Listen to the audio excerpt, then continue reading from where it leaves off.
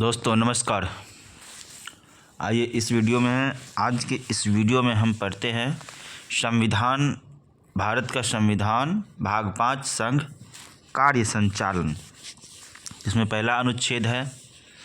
99 है सदस्यों द्वारा शपथ का प्रतिज्ञान।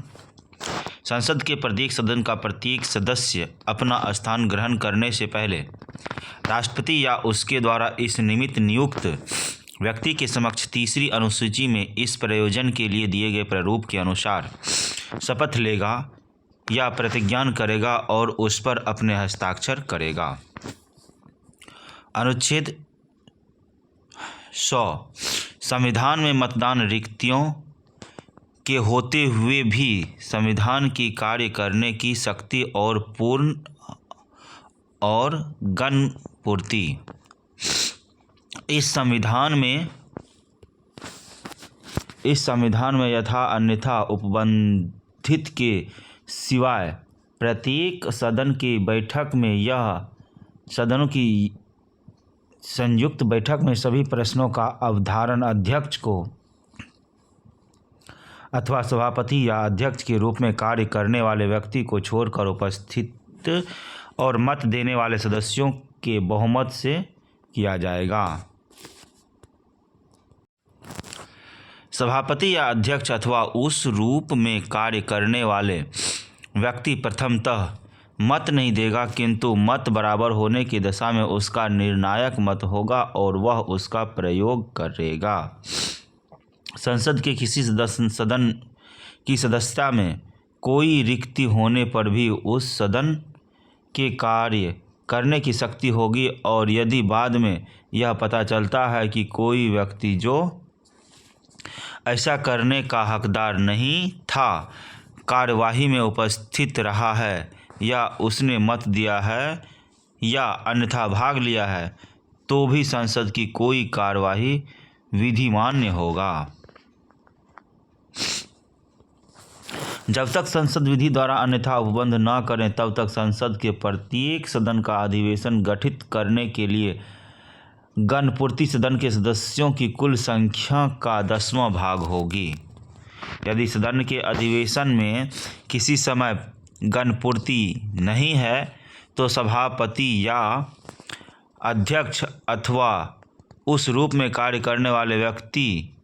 का यह कर्तव्य होगा कि वह सदन को स्थगित कर दे या अधिवेशन को तब तक के लिए निलंबित कर दे जब तक गणपूर्ति नहीं हो जाती। सदस्यों की निर्हरताएं। अनुच्छेद 101 स्थानों का रिक्त होना। कोई व्यक्ति संसद के दोनों सदनों का सदस्य नहीं होगा और जो व्यक्ति दोनों सदनों का सदस्य चुन लिया जाता है उसे एक या दूसरे सदन के स्थानों को रिक्त करने के लिए संसद विधि द्वारा उपबंध करेगी।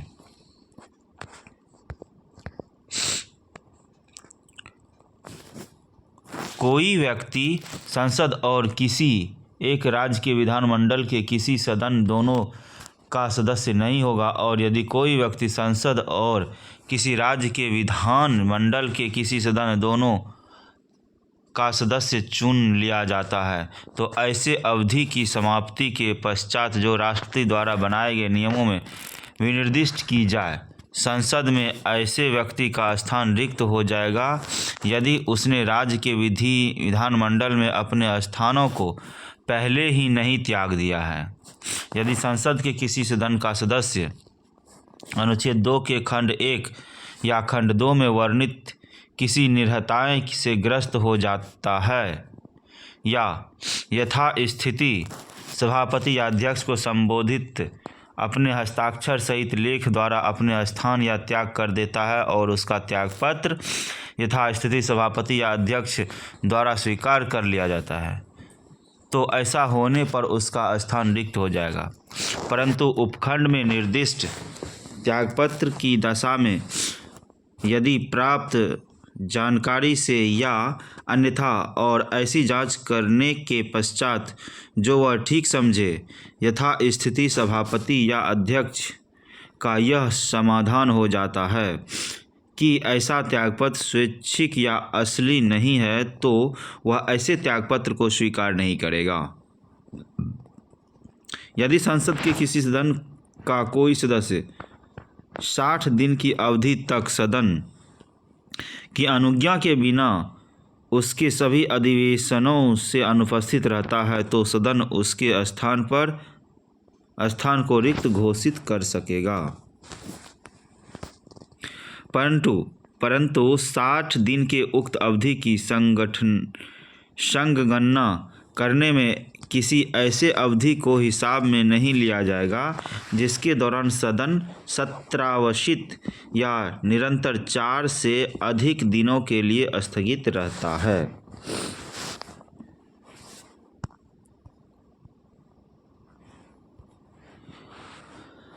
अनुच्छेद 102 सदस्यता के लिए निर्भरताएं। कोई व्यक्ति संसद के किसी सदन का सदस्य चुने जाने के लिए और सदस्य होने के लिए निर्हित होगा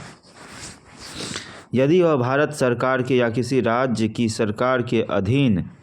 ऐसे पद को छोड़कर जिसको धारण करने वाले का निर्हित न होना सदन ने विधि द्वारा घोषित किया है, कोई लाभ का पद धारण करता है। यदि वह विकृचित है और सक्षम न्यायालय की ऐसी घोषणा विद्यमान है।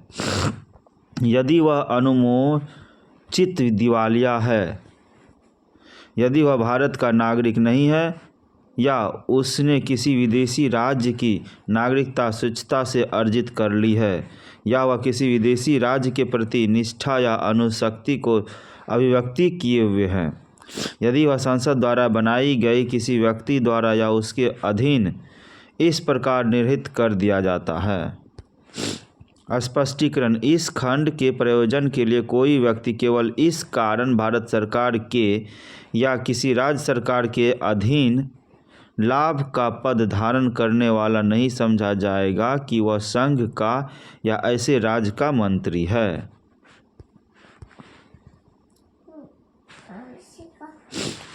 कोई व्यक्ति संसद के किसी सदन का सदस्य होने के लिए निर्हित होगा यदि वह 10वीं अनुसूची के अधीन इस प्रकार निर्हित हो जाता है। सदस्यों की निर्भरताएं से संबंधित प्रश्नों पर विनिश्चय। यदि यह प्रश्न उठता है कि संसद के किसी सदन का कोई सदस्य अनुच्छेद 102 के खंड 1 में वर्णित किसी निर्भरताएं से ग्रस्त हो गया है या नहीं तो वह प्रश्न राष्ट्रपति को विनिश्चय के लिए निर्दिष्ट किया जाएगा और उसका विनिश्चय अंतिम होगा।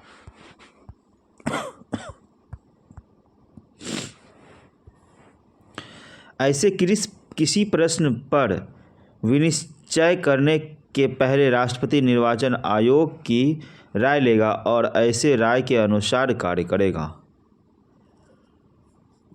अनुच्छेद 104। अनुच्छेद 99 के अधीन शपथ लेने या प्रतिज्ञान करने से पहले या अर्हित न होते हुए या निर्हित किए जाने पर बैठने और मत देने के लिए शक्ति। यदि संसद के किसी सदन में कोई व्यक्ति अनुच्छेद 99 की अपेक्षा का अनुपालन करने से पहले या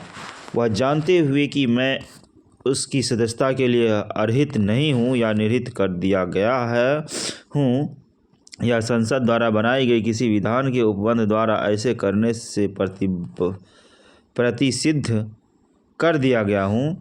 सदस्य के रूप में बैठता है या मत देता है तो वह प्रत्येक दिन के लिए जब वह इस प्रकार बैठता है या मत देता है 500 रुपये की साख्ती का भागी होगा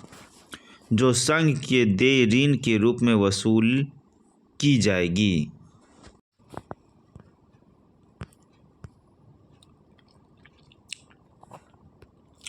संसद और उसके सदस्य की शक्ति, विशेषाधिकार और उन्मुक्तियां। अनुच्छेद 105 संसद के सदनों की तथा उसके सदस्यों और समितियों की शक्तियां, विशेषाधिकार आदि इस संविधान के उपबंध और संसद के की प्रक्रिया का विनियमन करने वाले नियमों और अस्थायी आदेशों के अधीन रहते हुए संसद में वाक् स्वातंत्र्य होगा। संसद में या उसकी किसी समिति में संसद के किसी सदस्य द्वारा कही गई किसी बात या दिए गए किसी मत के उपबंध में उसके विरुद्ध किसी न्यायालय में कोई कार्रवाई नहीं की जाएगी और किसी व्यक्ति के विरुद्ध संसद के किसी सदन के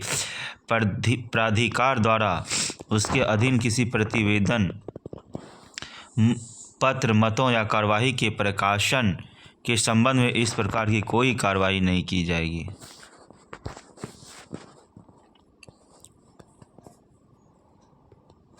अन्य बातों में संसद के प्रत्येक सदन की और प्रत्येक सदन के सदस्यों और समितियों की शक्ति, विशेषाधिकार और उन्मुक्तियों ऐसी होगी जो संसद समय समय पर विधि द्वारा परिनिश्चित करें और जब तक वे इस प्रकार परिनिश्चित नहीं की जाती है तब तक वही होगी जो संविधान 40वां संशोधन अधिनियम 1978 की धारा 15 के प्रवृत्त होने से ठीक पहले उस सदन की और उसके सदस्यों और समितियों की थी।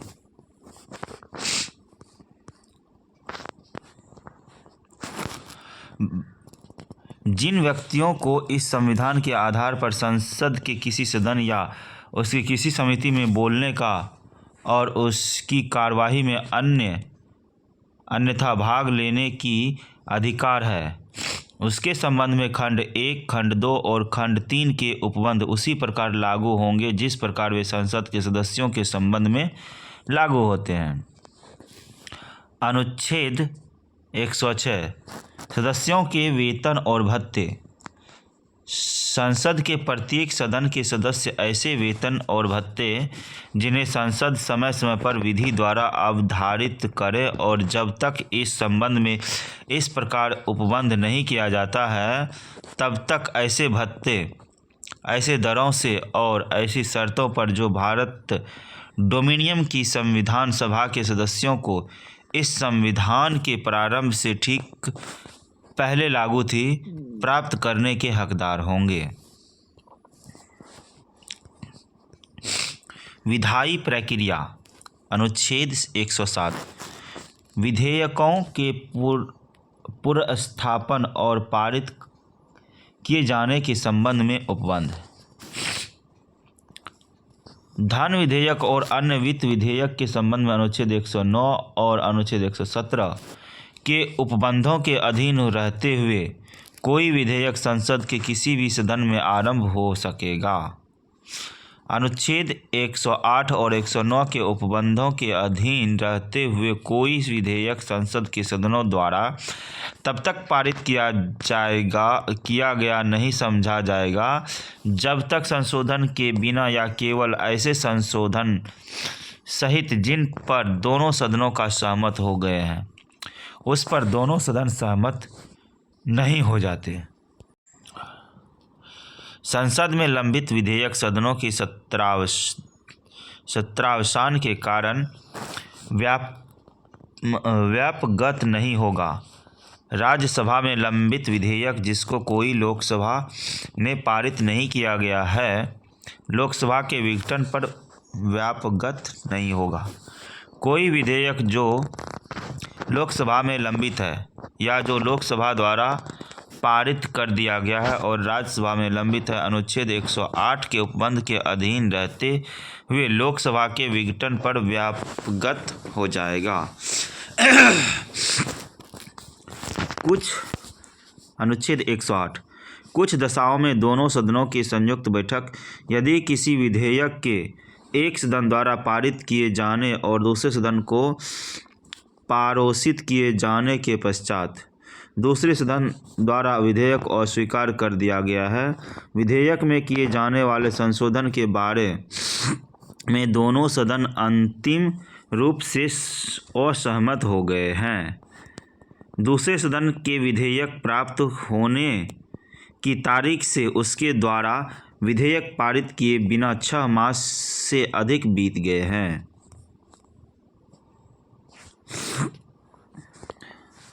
तो उस दशा के सिवाय जिसमें लोकसभा का विघटन होने के कारण विधेयक व्यापगत हो गया है। राष्ट्रपति विधेयक पर विचार विमर्श करने और मत देने के प्रयोजन के लिए सदनों में संयुक्त बैठक में अधिवेशित होने के लिए आहत करने के अपने आशय की सूचना यदि वे बैठक में है तो संदेश द्वारा, या यदि वे बैठक में नहीं है तो लोक अधिसूचना द्वारा होगा। परंतु इस खंड में कोई बात धन विधेयक को लागू नहीं होगी। 6 मास की ऐसी अवधि की गणना करने में जो खंड 1 में निर्दिष्ट है, ऐसी कोई अवधि को हिसाब में नहीं लिया जाएगा जिसमें उक्त खंड के उपखंड ग में निर्दिष्ट सदन सत्रावसित या निरंतर 4 से अधिक दिनों के लिए स्थगित कर दिया जाता है।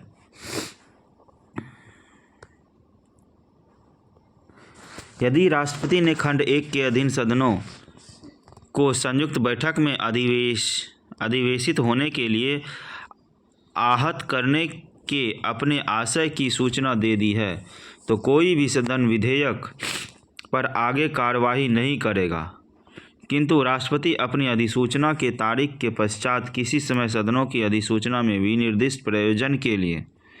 संयुक्त बैठक में अधिवेशित होने के लिए आहत कर सकेगा, और यदि वह ऐसा करता है तो सदन तदनुसार अधिवेशित होंगे। यदि सदनों की संयुक्त बैठक में विधेयक ऐसी संशोधन सहित यदि कोई हो जिन पर संयुक्त बैठक में सहमति हो जाती है, दोनों सदनों की उपस्थिति और मत देने वाले सदस्यों के कुल संख्या के बहुमत द्वारा पारित हो जाता है, तो इस संविधान के प्रयोजन के लिए वह दोनों सदनों द्वारा पारित किया गया समझा जाएगा। परंतु संयुक्त बैठक में यदि विधेयक इस सदन से पारित किए जाने पर दूसरे सदन द्वारा संशोधन सहित पारित नहीं कर दिया गया है और इस सदन को जिसमें उसका आरंभ हुआ था लौटा नहीं दिया गया है, तो ऐसे संशोधन से भिन्न यदि कोई हो जो विधेयक के पारित होने में देरी के कारण आवश्यक हो गए हैं, विधेयक में कोई और संशोधन प्रतिस्थापित नहीं किया जाएगा। यदि विधेयक इस प्रकार पारित कर दिया गया है और लौटा दिया गया है तो विधेयक में केवल पूर्वोक्त संशोधन और ऐसे अन्य संशोधन जो अन्य विषयों से सुसंगत है जिन पर सदनों में सहमति नहीं हुई है प्रतिस्थापित किए जाएंगे, और पीठासीन व्यक्ति इस बारे में विनिश्चय अंतिम होगा कि कौन से संशोधन इस खंड के अधीन ग्राह्य हैं। सदन में संयुक्त बैठक में अधिवेशित होने के लिए आहूत करने के अपने आशय की राष्ट्रपति की सूचना के पश्चात लोकसभा विघटन बीच में हो जाने पर भी इस अनुच्छेद के अधीन संयुक्त बैठक हो सकेगी और उसमें विधेयक पारित हो सकेगा। अनुच्छेद 109 धन विधेयक के संबंध में विशेष प्रक्रिया। धन विधेयक राज्यसभा में पुनः स्थापित नहीं किया जाएगा।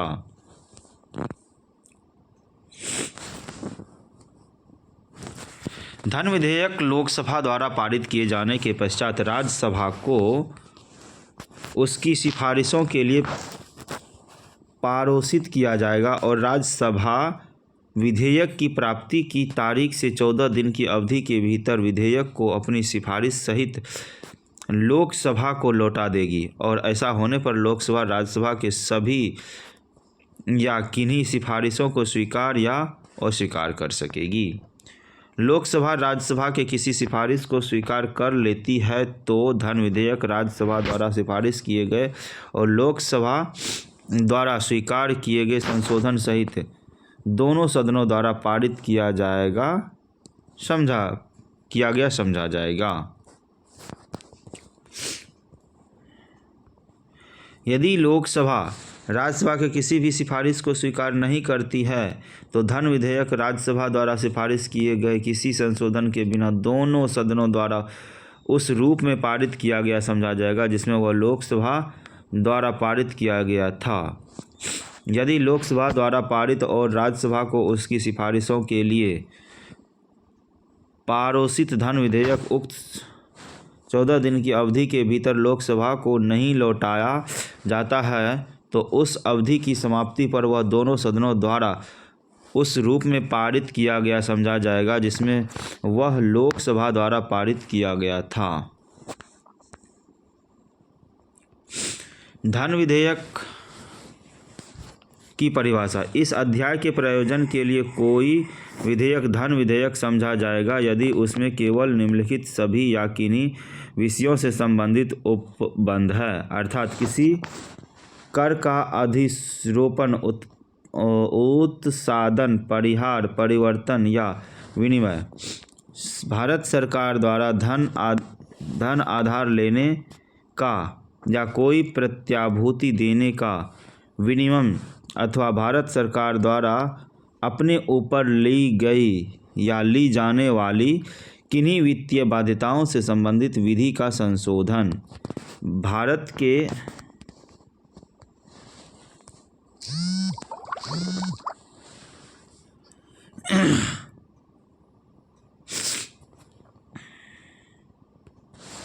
भारत सरकार द्वारा धन उधार लेने या कोई प्रत्याभूति देने का, विनिमय अथवा भारत सरकार द्वारा अपने ऊपर ली गई या ली जाने वाली किन्हीं वित्तीय बाध्यताओं से संबंधित विधि का संशोधन। भारत की संचित निधि या आकस्मिकता निधि की अभिरक्षा, ऐसी किसी निधि में धन जमा करना या उसमें से धन निकालना। भारत की संचित निधि में से धन का विनियोग। किसी व्यय को भारत की संचित निधि पर भारित व्यय घोषित करना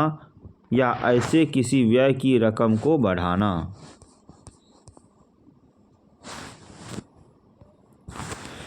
भारत की संचित निधि या भारत के लोक लेख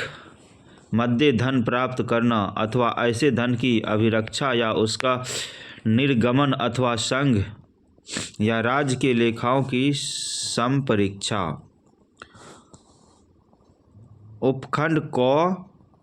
से उपखंड च में विनिर्दिष्ट किसी विषय या आनुषांगिक कोई विषय।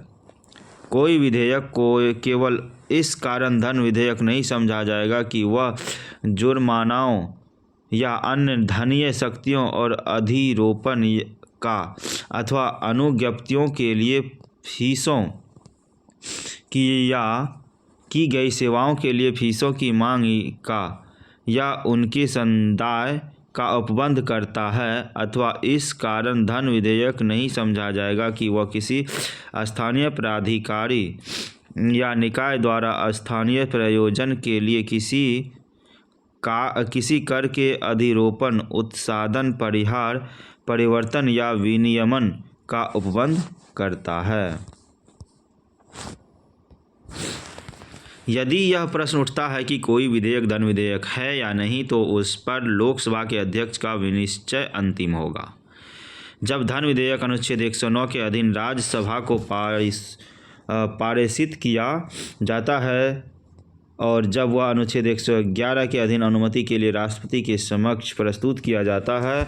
तब प्रत्येक धन विधेयक पर लोकसभा के अध्यक्ष के हस्ताक्षर सहित यह प्रमाण पृष्ठांकित किया जाएगा कि वह धन विधेयक है। अनुच्छेद 111 विधेयकों पर अनुमति। जब कोई विधेयक संसद के सदनों द्वारा पारित कर दिया गया है तब वह राष्ट्रपति के समक्ष प्रस्तुत किया जाएगा और राष्ट्रपति घोषित करेगा कि वह विधेयक पर अनुमति देता है या अनुमति रोक लेता है। परंतु राष्ट्रपति अनुमति के लिए अपने समक्ष विधेयक प्रस्तुत किए जाने के पश्चात यथाशीघ्र उस विधेयक को, यदि वह धन विधेयक नहीं है, तो सदनों को इस संदेश के साथ लौटा सकेगा कि विधेयक पर या उसके किन्हीं विनिर्दिष्ट उपबंधों पर पुनर्विचार करें और विशिष्टताएं किन्हीं ऐसे संशोधन के पुनर्स्थापना की वांछनीयता पर विचार करें, जिनकी उसने अपने संदेशों में सिफारिश की है, और जब विधेयक इस प्रकार लौटा दिया जाता है तब सदन विधेयक पर तदनुसार पुनर्विचार करेंगे, और यदि विधेयक सदनों द्वारा संशोधित सहित या उसके बिना फिर से पारित कर दिया जाता है और राष्ट्रपति के समक्ष अनुमति के लिए प्रस्तुत किया जाता है, तो राष्ट्रपति उस पर अनुमति नहीं रोकेगा।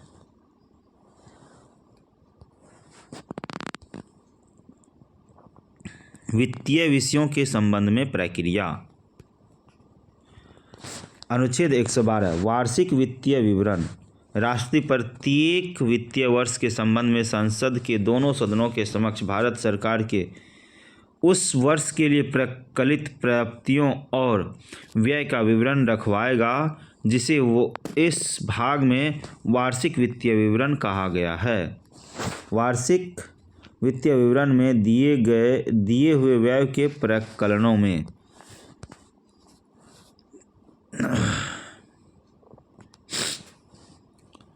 इस संविधान में भारत की संचित निधि पर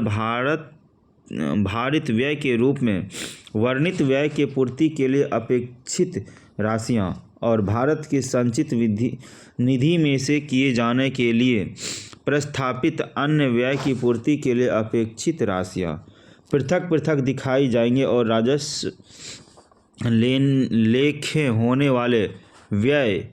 या अन्य व्यय से भेद किया जाएगा। निम्नलिखित व्यय भारत की संचित निधि पर भारित व्यय होगा, अर्थात राष्ट्रपति की उपलब्धि और भत्ते तथा उसके पद से संबंधित अन्य व्यय, राज्यसभा के सभापति और उपसभापति के तथा लोकसभा के अध्यक्ष तथा उपाध्यक्ष के वेतन भत्ते, ऐसे ऋण भार जिनका दायित्व भारत सरकार पर है, जिनके अंतर्गत ब्याज, निक्षेप निधि भार और मोचन भार तथा उधार लेने और सेवा और ऋण मोचन से संबंधित अन्य व्यय, उच्चतम न्यायालय के न्यायाधीशों को तथा उनके संबंध में संदेश, वेतन भत्ते और पेंशन, फेडरल न्यायालय के न्यायाधीशों को या उनके संबंध में संदेय पेंशन, उच्च न्यायालय के न्यायाधीशों को या उनके संबंध में दी जाने वाली पेंशन जो भारत के राज्य क्षेत्र के अंतर्गत किसी क्षेत्र के संबंध में अधिकारिता या का प्रयोग करता है, या जो भारत के डोमिनियन राज्यपाल वाले प्रांत के अंतर्गत किसी क्षेत्र के संबंध में यह इस संविधान के प्रारंभ से पहले किसी भी समय अधिकारिता का प्रयोग करता था। भारत के नियंत्रक महालेखा परीक्षक को या उसके संबंध में संदेय वेतन भत्ते और पेंशन, किसी न्यायालय या मध्यस्थम अधिकरण के निर्णय, डिक्री या पंचाट की तुष्टि के लिए अपेक्षित राशियां, कोई अन्य व्यय जो इस संविधान द्वारा या संसद द्वारा विधि द्वारा इस प्रकार भारित घोषित किया जाता है। अनुच्छेद 113 संसद में प्रकलनों के संबंध में प्रक्रिया। प्रकलनों में से जितने प्रकलन भारत की संचित निधि पर भारित व्यय से संबंधित है, वे संसद में मतदान के लिए नहीं रखे जाएंगे, किंतु इस खंड के किसी बात का यह अर्थ नहीं लगाया जाएगा कि वह संसद के किसी सदन में अन्य प्रकरणों में से किसी प्रकरण पर चर्चा को निवारित करती है।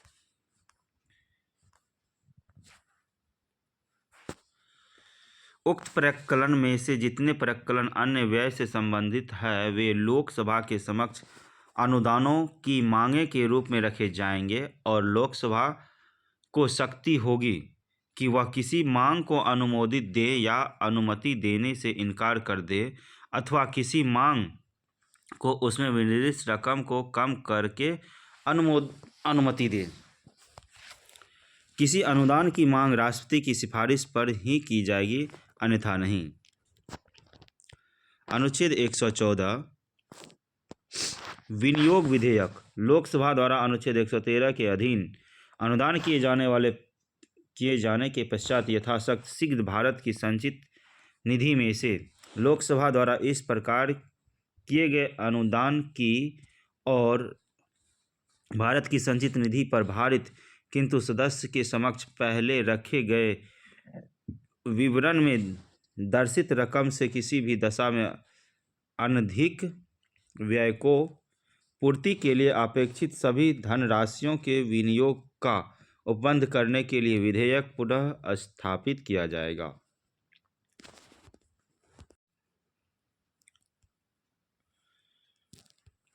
इस प्रकार किए गए किसी अनुदान की रकम में परिवर्तन करने या अनुदान के लक्ष्य को बदलने अथवा भारत की संचित निधि पर भारित व्यय की रकम में परिवर्तन करने का प्रभाव रखने वाला कोई संशोधन ऐसे किसी विधेयक में संसद के किसी सदन में प्रतिस्थापित नहीं किया जाएगा और पीठासीन व्यक्ति का इस बारे में विनिश्चय अंतिम होगा कि कोई संशोधन इस खंड के अधीन अग्राह्य है या नहीं। अनुच्छेद 115 और अनुच्छेद 116 के उपबंधों के अधीन रहते हुए भारत की संचित निधि में से इस अनुच्छेद के उपबंध के अनुसार पारित विधि द्वारा किए गए विनियोग के अधीन ही कोई धन निकाला जाएगा, अन्यथा नहीं।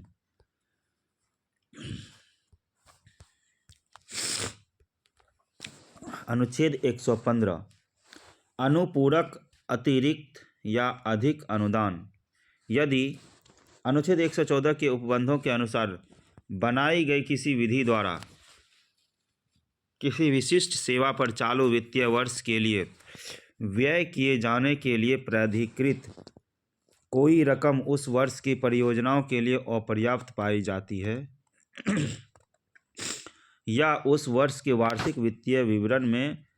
अनुध्यात न की गई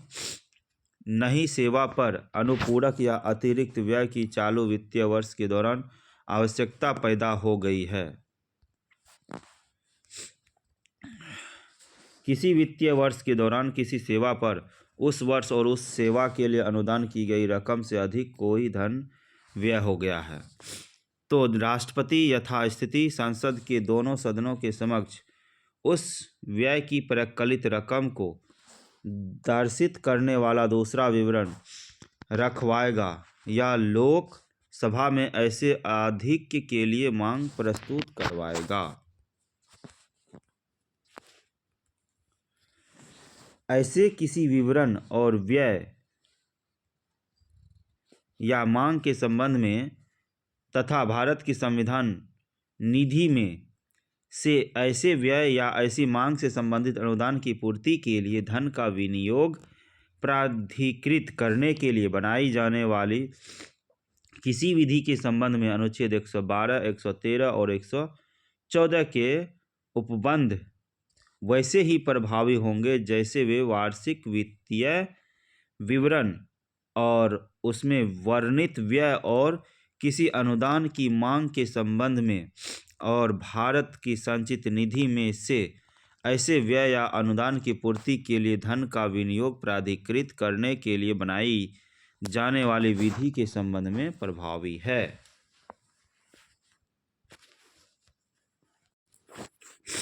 अनुच्छेद 116 लेखानुदान, प्रत्यानुदान और उपवादानुदान। इस अध्याय के पूर्वगामी उपबंधों में किसी बात के होते हुए भी लोकसभा को किसी वित्तीय वर्ष के भाग के लिए प्रकलित व्यय के संबंध में कोई अनुदान उस अनुदान के लिए मतदान करने के लिए अनुच्छेद 113 में विहित प्रक्रिया के पूरे होने तक और उस व्यय के उपबंध में अनुच्छेद 114 के उपबंधों के अनुसार विधि के पारित होने तक अग्रिम देने की जब किसी सेवा के महत्ता और उसके अनिश्चित रूप के कारण मांग ऐसे ब्यौरों के साथ वर्णित नहीं की जा सकती जो वार्षिक वित्तीय विवरण में सामान्यतया दिया जाता है, तब भारत के संपत्ति स्रोतों पर अप्रत्याशित मांग की पूर्ति के लिए अनुदान करने की। किसी वित्तीय वर्ष की चालू सेवा का जो अनुदान भाग नहीं है, ऐसे कोई उपवादानुदान करने की शक्ति होगी, और जिन प्रयोजन के लिए उक्त अनुदान किए गए हैं उनके लिए भारत की संचित निधि में से धन निकालना विधि द्वारा प्राधिकृत करने की संसद की शक्ति होगी। खंड 1 के अधीन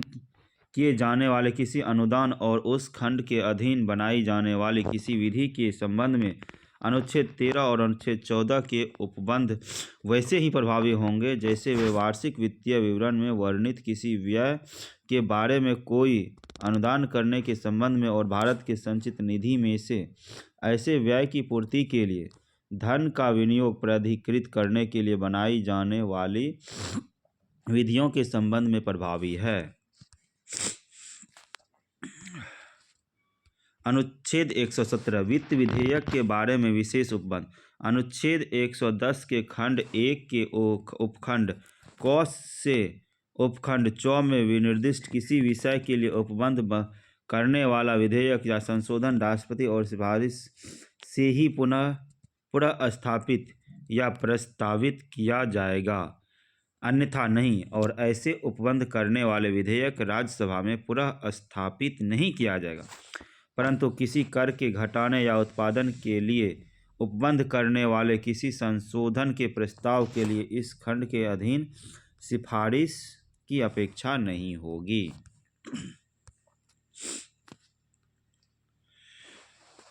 कोई विधेयक या संशोधन उक्त विषयों में से किसी के लिए उपबंध करने वाला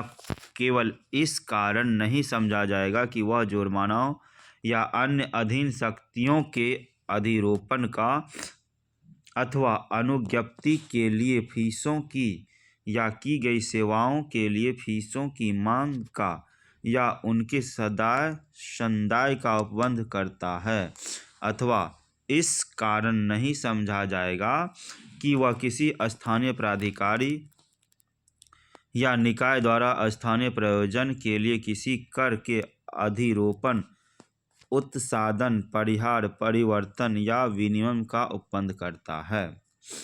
जिस विधेयक को अधिनियमित और परिवर्तित किए जाने पर भारत की संचित निधि में से व्यय करना पड़ेगा,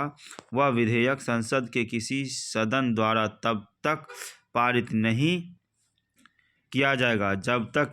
ऐसे विधेयकों पर विचार करने के लिए उस सदन से राष्ट्रपति ने सिफारिश नहीं की है। साधारणतया प्रक्रिया। अनुच्छेद 118 प्रक्रिया के नियम। इस संविधान के उपबंधों के अधीन रहते हुए संसद का प्रत्येक सदन अपनी प्रक्रिया और अपने कार्य संचालन के विनियमन के लिए नियम बना सकेगा। जब तक खंड के अधीन नियम नहीं बनाए जाते हैं तब तक उस संविधान के प्रारंभ से ठीक पहले भारत डोमिनियन के अधीन विधान मंडल के संबंध में जो प्रक्रिया के नियम और अस्थायी आदेश प्रवृत्त थे वे ऐसे उपरांतों और अनुकूलनों के अधीन रहते हुए संसद के संबंध में प्रभावी होंगे, जिन्हें यथास्थिति राज्यसभा का सभापति या लोकसभा का अध्यक्ष उनमें करें। राष्ट्रपति राज्यसभा के सभापति और लोकसभा के अध्यक्ष से परामर्श करने के पश्चात दोनों सदनों की संयुक्त बैठक से संबंधित और उसमें परस्पर संचार से संबंधित प्रक्रिया के नियम बना सकेगा। दोनों सदनों के संयुक्त बैठक में लोकसभा का अध्यक्ष या उसकी अनुपस्थिति में ऐसा व्यक्ति पीठासीन होगा जिसका खंड 3 के अधीन बनाई गई प्रक्रिया के नियमों के अनुसार अवधारण किया जाएगा। अनुच्छेद 119 संसद में वित्तीय कार्य संबंधी प्रक्रिया का विधि द्वारा विनियमन। संसद वित्तीय कार्य को समय के भीतर पूरा करने के प्रयोजन के लिए किसी वित्तीय विषय से संबंधित या भारत की संचित निधि में से धन का विनियोग करने के लिए किसी विधेयक से संबंधित संसद के प्रत्येक सदन की प्रक्रिया और कार्य संचालन का विनियमन विधि द्वारा कर सकेगी तथा यदि और जहाँ तक इस प्रकार बनाई गई है कि किसी विधि का कोई उपबंध अनुच्छेद 118 के खंड 1 के अधीन संसद के किसी सदन द्वारा बनाए गए नियम से या उस अनुच्छेद के खंड 2 के अधीन संसद के संबंध में प्रभावी किसी नियम या अस्थायी आदेश से असंगत है तो और वहाँ तक ऐसा उपबंध अभिभावी होगा। दोस्तों इस वीडियो में इतना ही रखते हैं। अब आगे यहाँ से अगले वीडियो में देखेंगे। धन्यवाद।